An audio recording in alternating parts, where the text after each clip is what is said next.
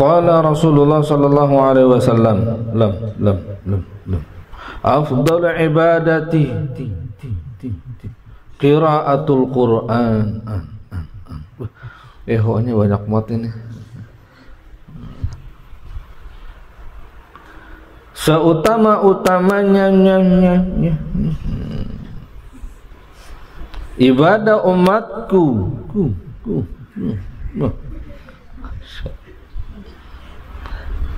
qiraatul Qur'an. Jauh banget ini ehoknya.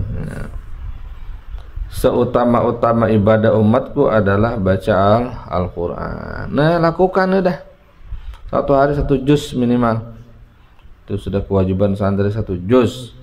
2 lembar sebelum zuhur atau setelah zuhur, 2 lembar sebelum asar setelah asar, 2 lembar sebelum maghrib setelah maghrib, 2 lembar sebelum isya setelah isya, 2 lembar setelah subuh atau sebelum subuh. Udah. Sibukkan kita kepada Al-Quran. Nggak bakal susah orang yang hidupnya dengan Al-Quran. Anehnya kok manusia jauhin Al-Quran, umat Rasulullah sallallahu alaihi wasallam. Siapa orang ingin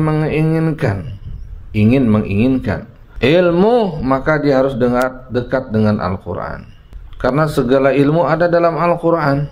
Sumber ilmu adalah Allah, maka firman-Nya adalah sebesar-besar sumber ilmu. Wa hukiya 'an al-Imam Ahmad ibn Hanbal rahimahullahu ta'ala qala ra'aitu Rabbal 'izzati fil manam. Aku pernah bermimpi ketemu Allah Subhanahu wa ta'ala dalam tidurku. Kata Imam Ahmad bin Hanbal, hati-hati ini ya, dalam mimpi ya. Faqultu, maka Imam Ahmad bin Hanbal, ya Rabb, ma afdalu ma taqarraba bihil mutaqarribuna ilaik.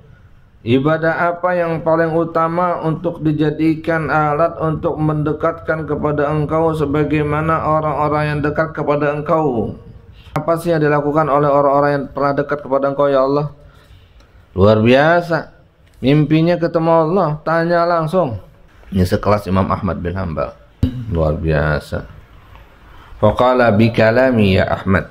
Allah. Dengan kalamku ya Ahmad. Baca dalam kitab Al-Itqan fi Hamalatil Quran. Ada yang sehari sekali khatam, semalam sekali khatam. Ada yang siang dan malam, seminggu. Bahkan ada yang 8 kali khatam, siang 4, malam 4. Allah. Meskipun standar untuk umum 1 bulan itu minimal 1 kali khatam. Maka kalau seandainya 1 juz cukup mengejar.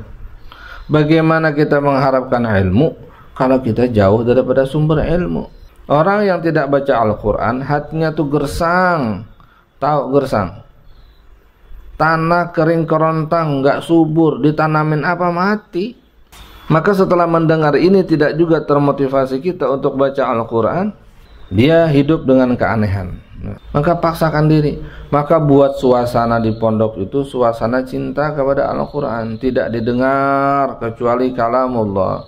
Di pojok sana ada yang baca Al-Quran, di pojok sini ada yang memutalaah Al-Quran, di sana ada yang lagi menghafal Al-Quran, di sana lagi ada yang mempelajari ilmu Al-Quran.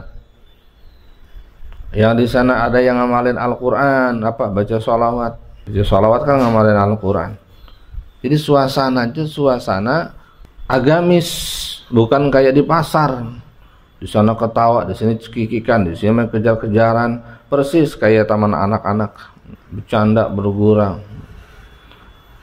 Akhirnya suasana yang agamis menjadi berubah duniawis. Pakai ujungnya yang penting wis. Jadi semangat cari ilmunya jadi hilang. Bahkan ketika untuk kajian masa untuk belajar pun nggak ada semangatnya. Itu gara-gara apa? Tidak menciptakan suasana. Maka ciptakan suasana yang agamis. Orang sekali datang ke pondok pengen baca Al-Quran. Orang datang ke pondok, aduh enak nih adem di sana, ada yang belajar, di sini ada yang mutalaah. enak kelihatannya. Maka buat suasana. Ini beruntung sekali Imam Ahmad bin Hanbal bertanya langsung kepada Allah Subhanahu wa taala, "Ya Allah, apa ibadah yang paling hebat menurut Engkau? Apa ibadah yang pernah dulu dilakukan oleh para orang-orang yang telah dekat kepada Engkau ya Allah?" Maka Allah bilang, "Bi kalami." Baca firmanku. Maka sebuah keberuntungan kalau kamu sudah khatam Iqra-nya, udah bisa baca Al-Quran. Untung itu. Manfaatkan ilmunya buat baca. Jangan dibiarkan aja nunggu disuruh. Jangan. Lancarkan Al-Quran dengan lisanmu sendiri. Muliakan Al-Quran, muliakan lidahmu dengan Al-Quran. Lalu Imam Ahmad bilang, qultu bifahmin aw bighairi fahmin ya Rabb. Dipahami atau tidak dipahami? Maksudnya, ya Allah, katanya tadi sebaik-baik ibadah baca Al-Quran. Itu baca Al-Quran dengan pemahaman atau tidak? Yang bagus itu dengan pemahaman atau tidak? Allah bilang, bifahmin wa bighairi fahmin. Dipahami dan tidak dipahami baca Al-Quran bagus. Dipahami tidak dipahami baca Al-Quran mendekatkan diri kepada saya, Allah Subhanahu wa taala. Jadi untung. Qala Imam Hafiz Abu Amrin Ibnu Salah fi Fatawi. Ada seorang imam bernama Abu Amr Ibnu Salah. Beliau ahli fikih dan orang yang banyak mempelajari ilmu. Namanya Al-Mutafannin. Lahir 577, wafat 643. Salah satu imam muslimin yang menguasai ilmu agama. Beliau juga masyhur dalam ilmu mustalahul hadis. Beliau namanya Imam Ibnu Salah. Itu sangat masyhur ya. Punya kitab Muqaddimah Ibnu Salah. Apa kata beliau? Qiraatul Quran karamatun akramallahu bihal bashar. Membaca Al-Quran adalah kemuliaan yang Allah berikan khusus untuk manusia. Waqad warda annal malaikata lam yu'tau dzalik. Dan ada berita dari Nabi bahwasanya malaikat tidak diberikan kemampuan untuk baca Al-Quran kecuali yang memang diberikan tugas untuk itu. Malaikat nggak baca Al-Quran. Malaikat itu tugasnya ada yang baca tasbih aja, ada yang baca salawat aja.